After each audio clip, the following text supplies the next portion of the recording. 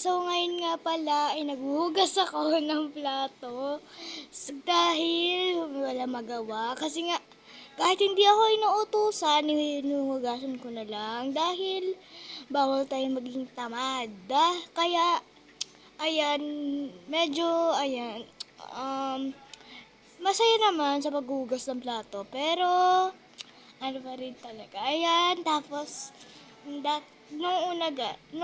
guys, kapag natatapos ako, hinililinis ko rin yung lababo. Dahil lahat yan ay syempre bawal iwanan.